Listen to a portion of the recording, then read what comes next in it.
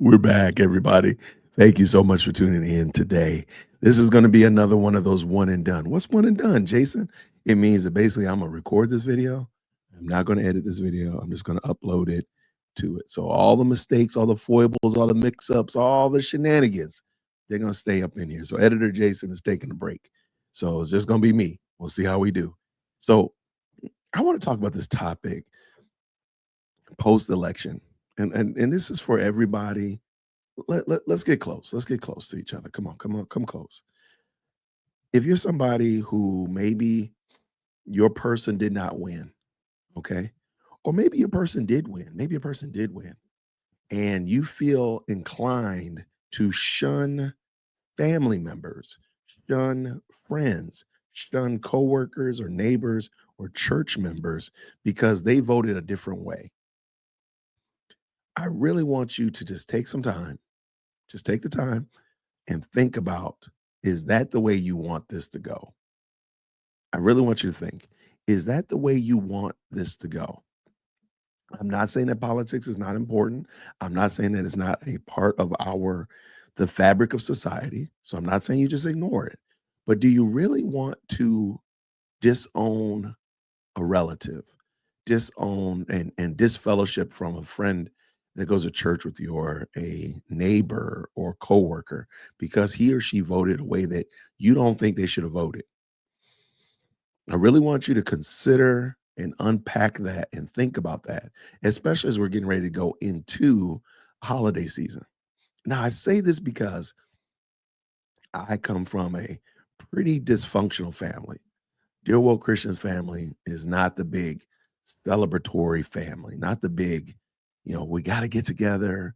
We're not. We're not. I'll just be honest with you. We're not very close knit. However, Lady Dear Woke Christian family is extremely close knit. And I look at them with a little bit of envy, like, wow, man, they really, they do all these events together. When Lady Dear Woke Christian and I first got married, they would do this Christmases and these Thanksgivings and all of these things together. Like, man, wow, my family never did that. We never really did. My mom and my dad and my siblings and I did, but nothing with extended family. I mean, this was everybody's extended family. They brought them all together, my wife's family, and it was super, super cool. Now, I was one of the few people in my wife's family, and well, I was the few people in the family that had the political leanings that I did. So there were some interesting conversations around Thanksgiving dinner sometimes or around the Christmas tree, right? But in the back of my mind, I was always respectful to the fact that this is my wife's family member. And when the smoke clears, when it's all said and done, I want to have a good relationship with this person. So we don't need to disfellowship. So there are people in my family in my family being my wife's family, that know where I vote, where I land politically, and I refuse to disfellowship with them. I'm not gonna, that's fine. When I see you, I'm still gonna respect you. I still honor you and such like that. I'm not gonna do that. That's not, politics doesn't mean that much to me because at the end of the day, politics is still subpar to Christ.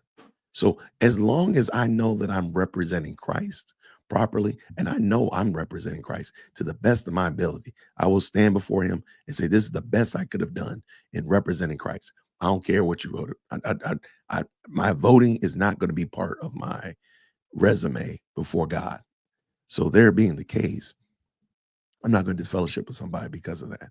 Now, again, does there need to be some teaching? There need to be some uh some duking it out, so to speak. Absolutely. There needs to be some of that. But breaking fellowship with a family member, I think, is a lap too far.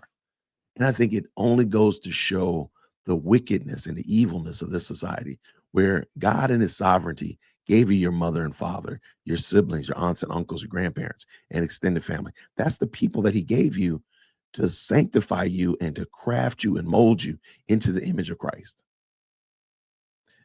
Why would I break fellowship with them over somebody that lives at 1600 Pennsylvania Avenue? Why would I do that? That's evil. Now, okay, now you're like, well, Jason, where are you going with this? And I'm glad you asked. We're going to listen to this wicked, evil woman, Joy Reid, talk about some unadulterated, stir fried, flambéed foolishness, deep fried country steak style foolishness about breaking fellowship with family members over who they voted for in an election. Challenge with the idea of how do you interact with people who you know voted for this, right? If you are an LGBTQ person and you know someone in your family voted essentially against your rights, or you're a woman knowing that this man was calling people the B word. JD Vance was literally calling Kamala Harris the trash and said we're going to take out the trash. I know a lot of Black women were incredibly triggered by that.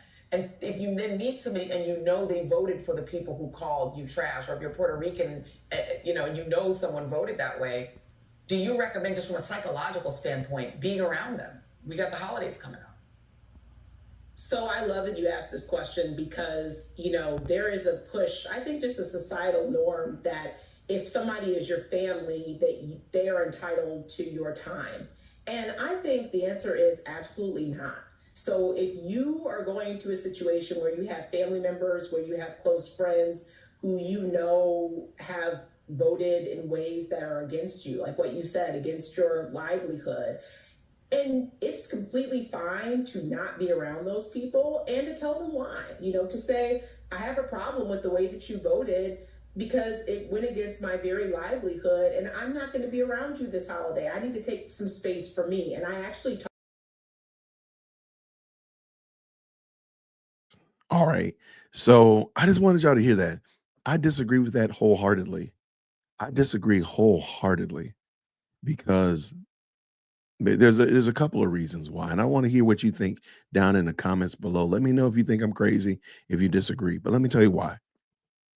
When the smoke clears, when you, by God's grace, slowly transition from this life into the next, who do you want to be around you?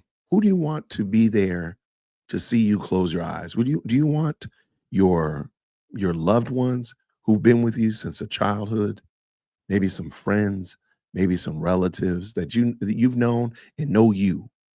Do you want them to be around you to hold your hand as you get ready to close your eyes for the last time?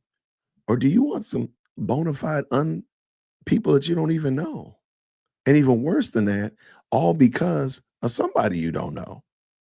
I'm sorry, Trump and JD Vance are not going to change your life like that. You know what's going to change your life? Those people that you call your family.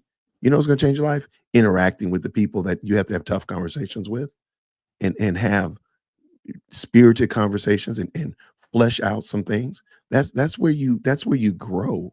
That's where you become better. If you go into an echo chamber in a silent box where only you can only hear your own voice, I'm sorry, you're not going to be made better.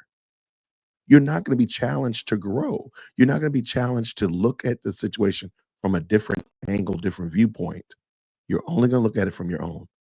And that's problematic. That woman is wrong. Was her name Amanda Calhoun? She's wrong. Joy Reid is all the way wrong. She's wrong. She's not joyful and she probably don't read. So she's wrong for telling people to break fellowship with family members over the holidays. Maybe you don't want to go to family dinner with them. Okay. Then you do what you do, but be mindful. This might be the last time you see grandma. This might be the last time you see uncle, whatever his name is. This might be the last time you see your siblings. And you're going to break fellowship with them because of this. And so you will, God forbid, this person passes away and you didn't go to dinner with them. You didn't go to family gathering with them. You didn't go on the family vacation with them. And this person passed away and you've never reconciled with them. Why? Why do that to yourself? Never. I mean, Joy Reid ain't gonna be there with you. Amanda Calhoun is not gonna sit and hold your hand. No, but your family. This is your family. Make amends with your family. You can get along with your family members, and they voted a different way. I've done it for better than 23 years, being married to my wife, and I know good and well my in-laws vote differently than me. I know that. They know that too. But I'm not gonna break fellowship with them. Those are my wife. That's who made my wife.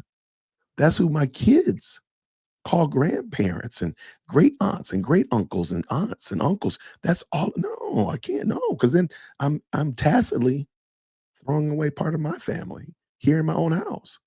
Not gonna do it. And you shouldn't either. If you've bought into this idea, this notion that you should dispel family, disfellowship family because of who they voted for, I'm telling you right now, stop it. Turn, run from that kind of craziness because God gave you this family for a reason, and you are shunning the opportunity to grow and to become whom God wanted you to become through your family. Now, again, if they're toxic and they're really bad and they're doing drugs and they're criminals, maybe we need to have a conversation about that because that's not a safety issue now. But if you're just saying because ideologically I disagree with them, no, sir, no, ma'am. You've put your ideology is now your idol, and that needs to be brought down. This is Dear World Christian. Thank you so much. I appreciate you. This is a one and done. Down in the comments below, let me know what you think. I really do appreciate it. Y'all know I like to tap in and jump into those comment section. So I'm going to be doing that real soon. This is a one and done. So the video's up. Grace and peace. Take care. Yo, hit that like for Dear World Christian. Yo, for Dear World Christian, smash that bell for DWC. Yo, smash it. Just smash it. Hit that like for Dear World Christian. For Dear World Christian, smash that bell for DWC. Yo, smash it. Just smash it. Hit that like for Dear World Christian.